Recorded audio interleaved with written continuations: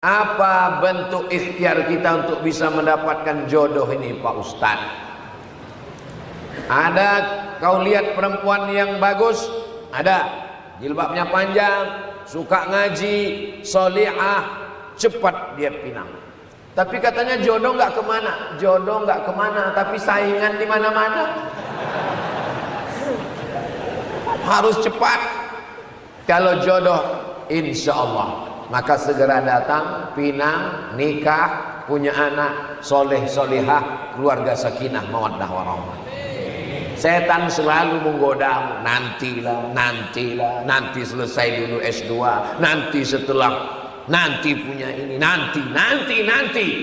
Dia tunggu. Segala perbuatan baik dia suruh tunggu, dia suruh tunda. Lawan setan, segera. Kalau ada teman, nggak usah bro, kita nikmati dulu masa kita. Diam kok setan. Mohon pencerahannya Pak Ustaz. Udah cerah udah, apa lagi? Apa yang harus dilakukan perempuan jika ada laki-laki yang mengajak ta'aruf, namun si laki tersebut tidak paham ilmu akidah, sementara si perempuan akidahnya mengikuti mazhab Asy'ari?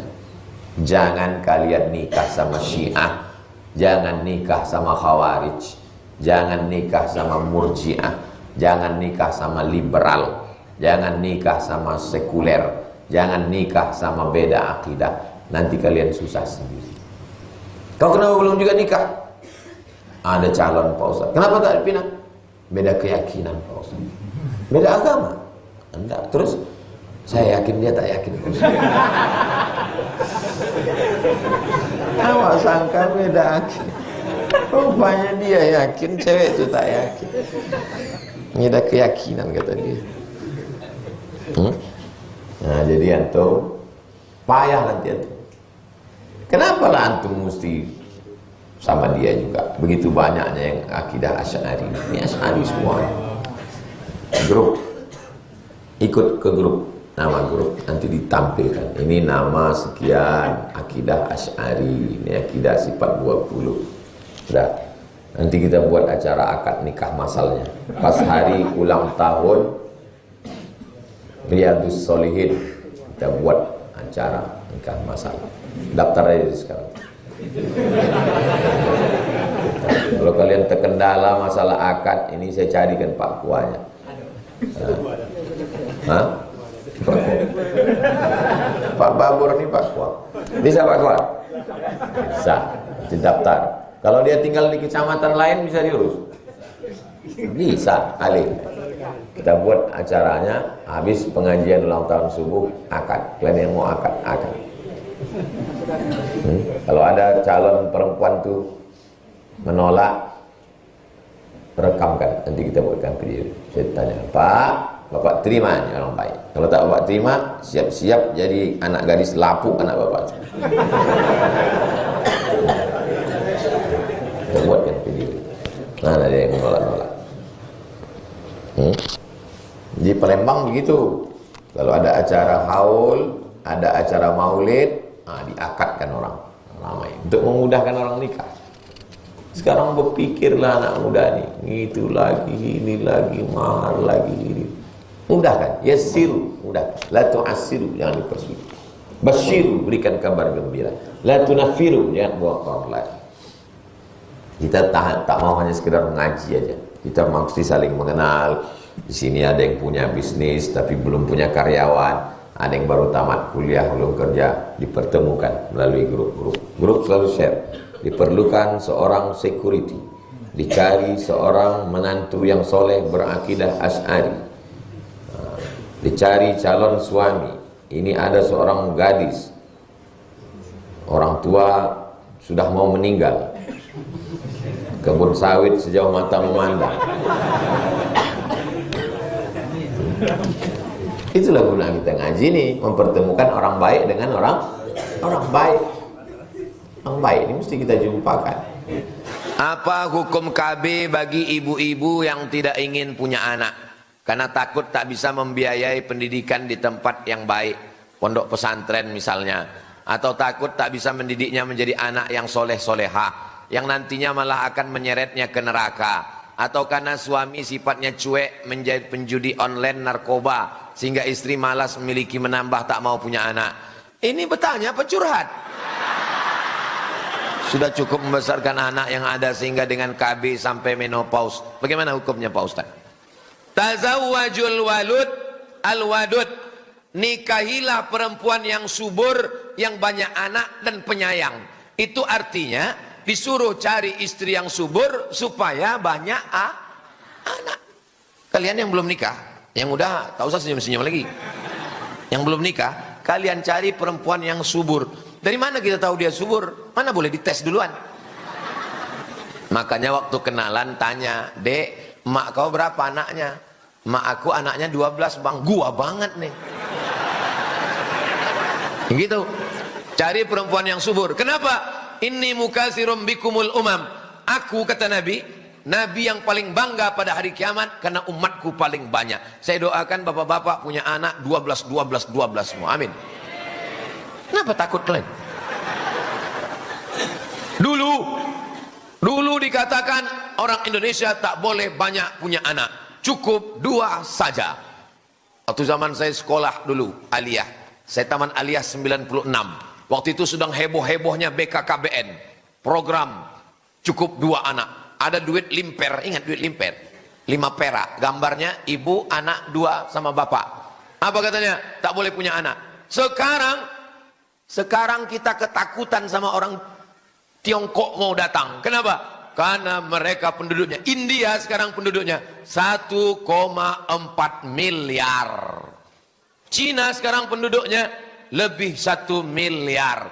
Indonesia tak sampai 300 juta. Sementara tanah kita luas, bumi kita penuh, minyaknya banyak. Kita kekurangan warga negara sekarang.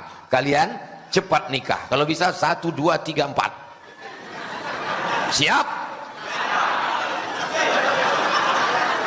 Kalian mesti punya anak banyak-banyak. Umat Islam mesti kuat, sebab kita menghadapi tantangan yang luar biasa. Jelas? Adapun hukum KB terbagi 2. Yang pertama, tanzimun nasal, mengatur kelahiran. 3 tahun, 3 tahun, 3 tahun. Yang kedua, tahdidun nasal, membatasi kelahiran. KB 2 jenis. Yang tahdid, misalnya laki-laki vasektomi, dipotong kabel itu, akhirnya dia tak bisa lagi, senapan angin itu meletus, cuman senapan itu hidup, cuman tak berpeluru dia lagi. Nah, vasektomi hukumnya haram. Kenapa? Karena dia memutus keturunan. Tak boleh dalam Islam memutus keturunan. Kalau perempuan yang putus tak punya anak lagi, itu namanya steril. Kalau perempuan sudah di steril, dia tak punya anak lagi. Haram hukumnya steril. Kecuali 1, perempuan yang melahirkan anak melalui sesar.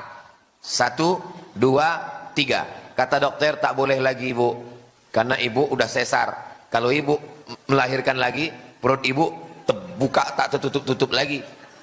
Pilihannya 2, antara mati atau steril. Maka boleh steril dalam keadaan darurat tingkat tinggi. Atau dia kena penyakit diabetes akut, gulanya tinggi. Kata dokter, ibu tak boleh hamil, karena kalau ibu hamil gula ibu makin naik, pas melahirkan ibu bisa mati. Ditanya suaminya, "Pak, gimana ibu ini kalau mati?" "Ya nggak apa-apa," kata suaminya. Ibu tak boleh hamil, karena kalau ibu hamil nanti mati. Mimdate mata ya bawati. Tak boleh. Vasektomi laki-laki haram tanpa sebab. Perempuan kalau dia steril tak boleh tanpa sebab. Yang boleh itu adalah tanzimun nasal, pengaturan. 3 tahun, 3 tahun, 3 tahun. Tapi alat-alatnya itu ada yang memudaratkan. Ibu makan pil, ibu disuntik, akhirnya mohon maaf, siklus menstruasi tak teratur, darahnya tertahan di dalam. Darah kotor itu mesti dibuang tiap bulan, karena disuntik, karena dimakan, tertahan dia di dalam, berubah menjadi kanker, menggumpal di dalam. Kanker macam-macam, akhirnya ibu mati gara-gara bapak yang tidak bertanggung jawab, mau enaknya saja, memang laki setan. Jelas? Apakah kegantengan seorang laki-laki bisa menjadi fitnah bagi wanita, sekarang bukan cuma bagi wanita, bagi laki-laki juga. Karena selera orang udah berubah sekarang. Makanya antum balik dari sini beli kemiri dibakar untuk menumbuhkan kumis dan janggut. Karena kalau antum tak berkumis, tak berjanggut, nanti banyak orang berselera menengok antum. Sebagaimana fitnah seorang wanita bagi laki-laki. Wa qala niswatum fil madinati imra'atul azizi turawidu fataha. Surat Yusuf. Wa qala niswatun fil madinati, perempuan-perempuan di kota. Apa kata perempuan itu? Imra'atul azizi turawidu fataha. Zulaikha sudah jatuh cinta kepada anak muda yang tinggal di rumahnya, Yusuf. Jadi rupanya dari dulu grup WA mak-mak ini memang udah Zulaikha tak mau jadi korban sendiri. Kalian pikir enak jadi aku ini, kata Zulaikha. Diundangnya perempuan-perempuan itu. Kalian yang selalu menggosipi aku, besok datang kalian ke rumah biar ku jumpa kalian Yusuf. Habis itu dikasihnya satu orang pisau sama buah. Setelah itu suruhnya Yusuf keluar. Pas Yusuf keluar, qatta'na aydiyahunna. Kalau qata'a memotong. Dalam ayat itu bukan qata'a, qatta'na, memotong-motong. Tuh potong-potong tangan itu sampai tak terasa. Waktu menengok Yusuf keluar, apa kata mereka? Ma hadza illa malakun karim. This is an angel. An angel, malaikat ini, bukan manusia. Apa kata Zulaikha? Itulah yang kutahankan tiap hari. Kalian baru sekali aja potong-potong, aku tiap hari menengok itu. Mana tahan, kata dia.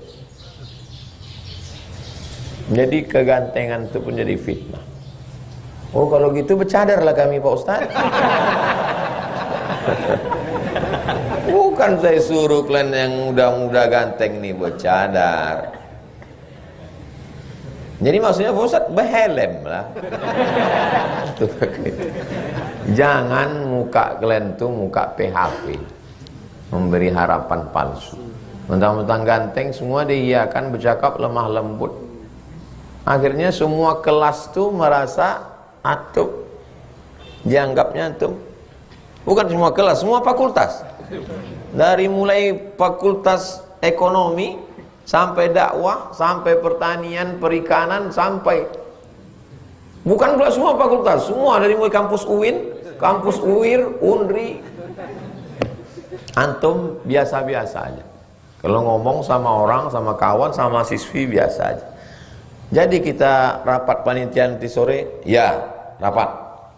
Jangan lemah lembut. Kita rapat ya. Nah, jadi disangkanya orang, banyak orang kecewa. Masalah antum sudah sesuai dengan syariat Islam, lalu ada orang yang berbuat salah, itu bukan salah kita lagi. Sama macam antum buka rumah makan jual nasi. Datang orang membeli nasi antum, dimakannya bertenaga dia. Setelah bertenaga merampok dia. Lalu pas di akhirat ditanya perampok, kenapa kau merampok? Karena aku bertenaga. Kenapa kau bertenaga? Karena aku makan ketupek gulai paku dari warungnya tadi. Tidak, antum mah dapat dosa gara-gara itu. Karena itu bukan urusan antum. Antum menjual yang halal. Memang wajah itu ciptaan Allah. Tidak mesti setelah ini antum beli air raksa siramkan ke muka. Daripada ini jadi fitnah, ku hancurkan aja. Penting antum sesuai dengan syariat Islam, tidak menjual harga diri, tidak memberikan harapan-harapan, tidak kecicilan, tak ramah, tak tentu arah. Maka insya Allah kegantengan itu jadi nikmat. Kalau antum ganteng, antum sholat, antum sopan, antum baik, itu jadi dakwah juga. Apa kata kawan-kawan antum yang lain? Tengok sian itu, udah ganteng, kaya, sholat lagi. Kau udah hitam, tak sembahyang, belum masuk neraka udah hitam. Nah, jadi kalau antum ganteng, antum jadi iklan untuk Islam ini. Banyak kawan-kawan saya yang ganteng-ganteng itu Jadi iklan untuk Islam. Islam ini agama yang bagus, produk yang bagus, tapi bintang iklannya kurang bagus sehingga produknya menjadi tidak menarik. Mudah-mudahan Allah menjaga anak-anak muda kita, insyaAllah. Orang-orang tuanya pun dijaga juga. Bukan berarti anak muda ini didoakan orang tuanya sudah selamat. Saya pernah ceramah di satu tempat di Riau ini, tak usahlah sebut namanya. Ustadz, tolong Ustadz ceramahkan nanti, kata Pak tokoh masyarakat, tentang kejahatan orang tua. Lain ini permintaannya. Apa maksud Bapak kejahatan orang tua? Orang tua di kampung ini Pak Ustadz, asal habis menakik gotah sama manen sawit, pergi orang tua ke kota, habis itu orang tua masuk ke diskotik. Tak pernah Bapak tanya? Pernah saya tanya, kenapa kalian ke diskotik habis manen sawit sama panen gotah? Kami muda dulu susah. Waktu muda dulu susah, tak ada duit. Sekarang sudah tua inilah ada duit. Inilah kesempatan kami menikmati hidup. Mau nikah lagi takut sama bini. Terpaksalah kami begini. Saya gas lah di situ, saya ceramah. Ini rupanya ada kejahatan orang tua. Ya. Mungkin diskotik, menengok diskotik, cewek-cewek cantik itu meniti air liu. Balik ke rumah menengok bini meniti air matuk. Itulah pentingnya ibu-ibu juga memakai skincare. Bukan untuk laki orang, untuk laki ibu. Ibu berbedak, ibu berlipstik, ibu mengecat rambut warna pink. Tapi untuk bapak tuh bukan untuk orang. Ini banyak sekarang perempuan bersolek untuk laki orang. Berbedak dia, berlipstik untuk laki orang. Kalau pas di rumah 3 gendangnya. Kalau tak mak lampir, sundil bolong, nyiblorong. Karena bapak-bapak ini juga, motor itu memang tidak baru, tapi sering diservis, didempul, catnya diperbaiki. Senyum-senyum.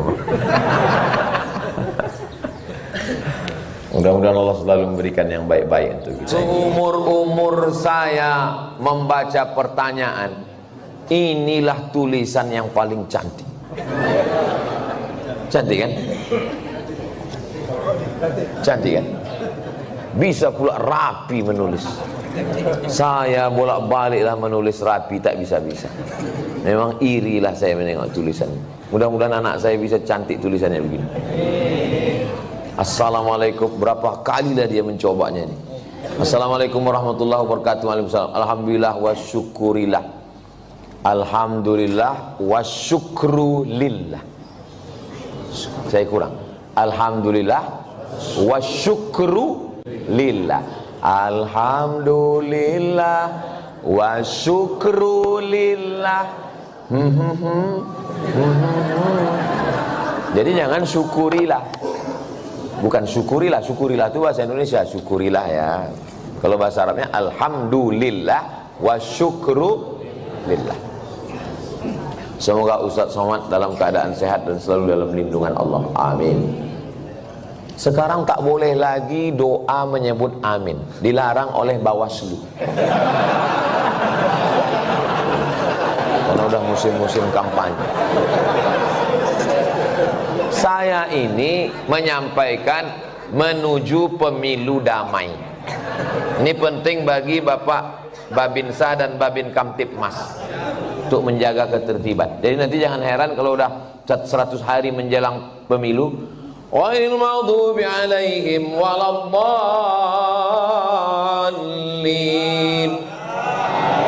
Tak boleh, itu keberpihakan. Sunyi nanti masjid, diam.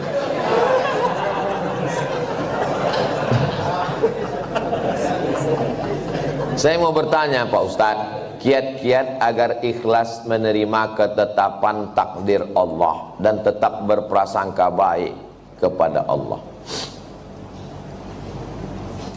Mohon doanya Ustadz untuk seluruh istri pejuang garis 2. Pejuang garis 2 itu maksudnya yang belum hamil. Kalau udah dipakainya tespek itu kan 2. Ini penjelasan bagi yang belum bebini. Yang udah bebini pun tak paham juga. Bagaimana cara kita biar supaya rela menerima takdir Allah? Saya kalau datang bertamu ke rumah jamaah, Assalamualaikum Pak. Waalaikumsalam. Ustadz Somad, tolong doakan mak saya Pak Ustadz. Maknya di mana Pak? Maknya di dapur. Duduklah mak tuh di kursi.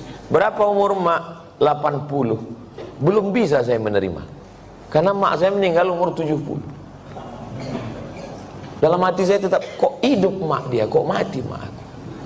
Kok tak sempat makku ku bawa jalan-jalan ke Brunei, ke Malaysia? Kok tak sempat ku senangkan dia? Tak bisa hati saya menerima. Macam mana saya mau menceramahi jamaah? Marilah kita sabar menerima takdir Allah. Saya aja tak sabar. Tapi cara Allah menghibur saya, habis saya tausiah datang ibu-ibu. Ustadz, tolong doakan keponakan saya. Keponakan ibu ini kenapa? Ayahnya meninggal, emaknya meninggal, dia hidup sebatang kara. Anak SD kelas 2. Oh, aku sempat aku serumah 11 tahun sama emakku. Dari 2008 ke 2019. Ini budak nih kelas 2 SD sebatang kara. Ternyata yang membuat kita bisa sabar itu adalah ketika membandingkan dengan orang lain. Begitu cara Allah mengajar saya. Ayat tak mempan, hadis tak mempan. Kenapa tak? Saya yang berceramah, saya yang nyuruh orang sabar. Tak bisa saya terima. Tapi begitu dijumpakan Allah, oh rupanya. Maka diantaranya yang membuat kita kuat ini adalah dengan memperbanyak bercerita dengan orang. Kita ini kalau banyak bercerita, ngobrol dengan orang, itu menyadari betapa besarnya nikmat Allah kepada kita. Aku pula bisa begini-begini, kawan ini tak sempat berbakti, jumpa pun tak sempat. Yang kedua, bagaimana caranya? Caranya adalah menguatkan dalam hati bahwa Innallaha katabal maqadir, Allah sudah menuliskan takdir 50 alfasana, 50.000 tahun qabla an yakhluqas samawati wal ard.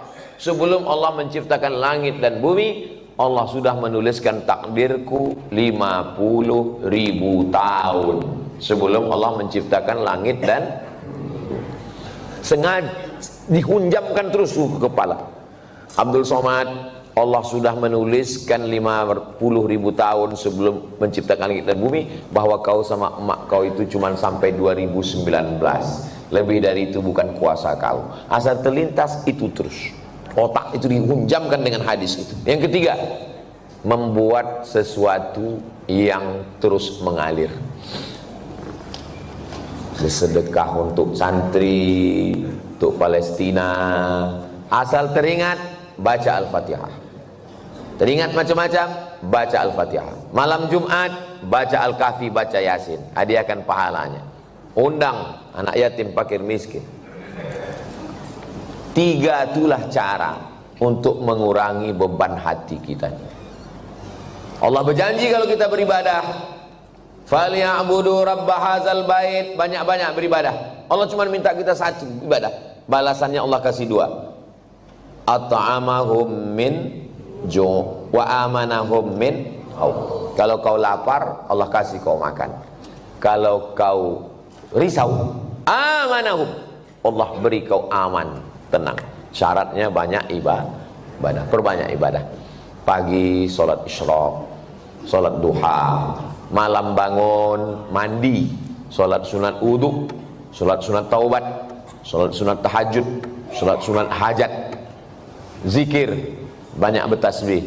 Zikir 3 pilihan, zikir banyak, zikir pilihan 3. Pertama istighfar, yang kedua sholawat, yang ketiga afdalul zikri fa'lam annahu la ilaha illallah. Astaghfirullahaladzim, astaghfirullahaladzim, astaghfirullahaladzim. Kalau tuan membeli peniti, jangan ditusukkan ke sayur kubis. Kalau mik sudah mati, tandanya waktu sudah habis.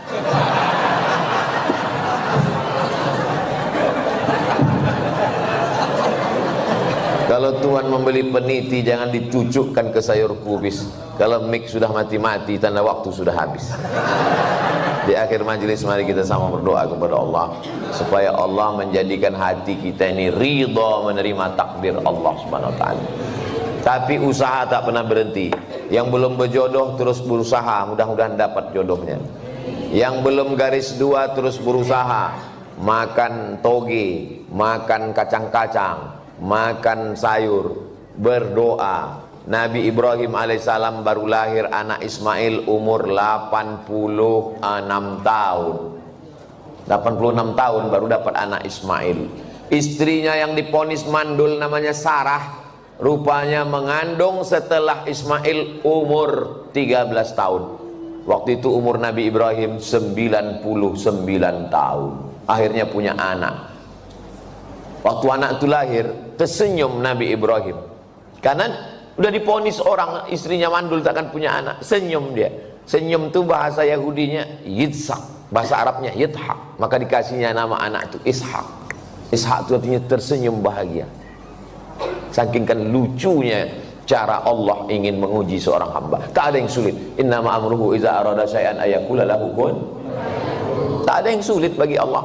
Allah cuma ingin menengok air matamu tumpah di tengah malam.